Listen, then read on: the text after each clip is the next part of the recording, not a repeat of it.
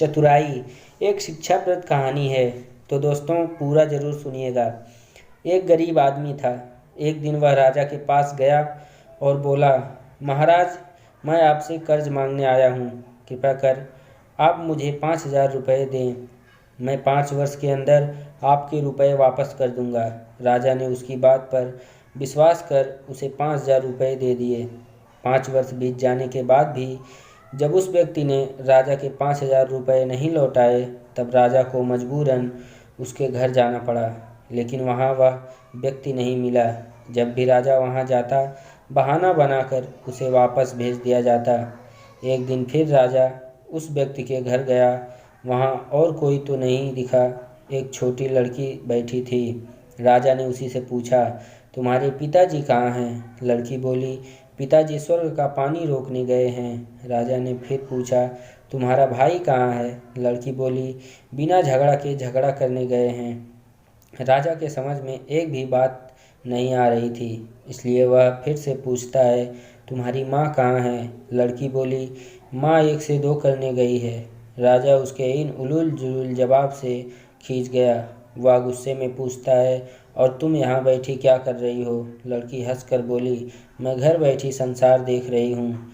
राजा समझ गया कि लड़की उसकी किसी भी बात का सीधा जवाब नहीं देगी, इसलिए उसे अब इससे इन बातों का मतलब जानने के लिए प्यार से बात करना पड़ेगा। राजा ने चेहरे पर प्यार से मुस्कान लाकर पूछा, बेटी, तुमने जो अभी अभी मेरे सवालों का जवाब दिया, उनका मतलब क्या है? मैं तुम्हारी एक भी बात का मतलब नहीं समझ सका।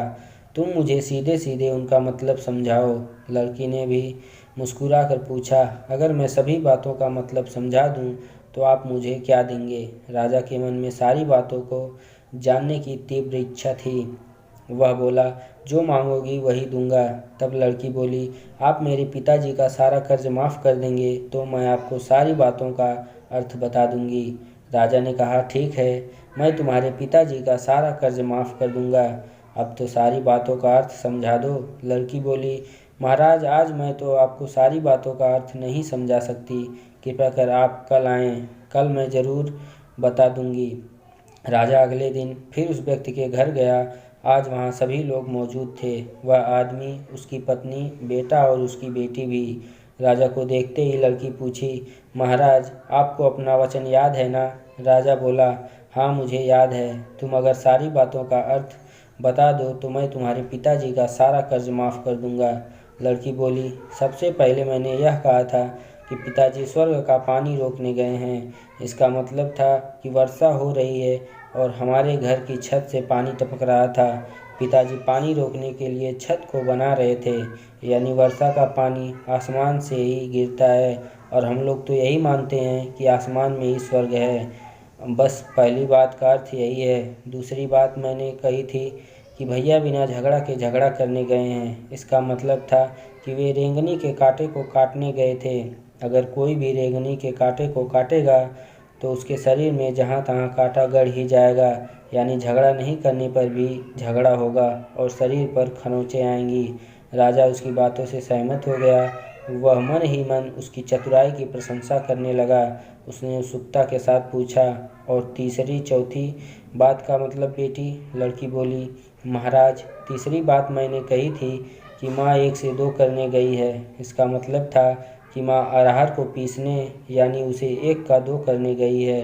अगर साबुत दाल को पीसा जाए तो 1 दाना का 2 भाग हो जाता है, यानी यही था 1 का 2 करना। रही चौथी बात, तो उस समय मैं भात बना रही थी और उसमें से एक चावल निकाल कर देख रही थी कि भात पूरी तरह पका है कि नहीं।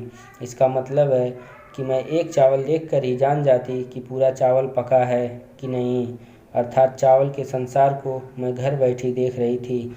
यह कहकर लड़की चुप हो गई। राजा सारी बातों का अर्थ जान चुका था। उसे लड़की की बुद्धिमानी भरी बातों से ने आश्चर्य में डाल दिया था।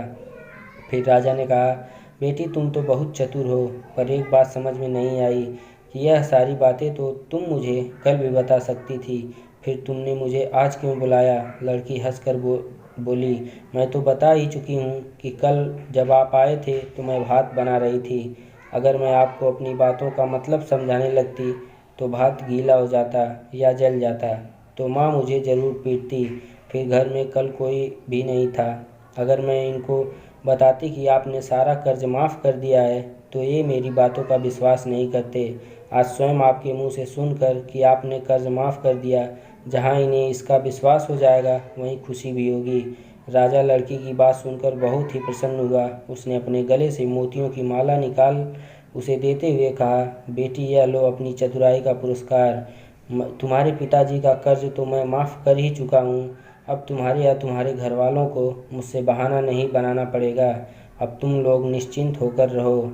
अगर फिर कभी किसी चीज़ की ज़रूरत हो तो बेझिझक होकर मुझसे कहना। इतना कहकर राजा लड़की को आशीर्वाद देकर चला गया। लड़की के परिवार वालों ने उसे खुशी से गले लगा लिया।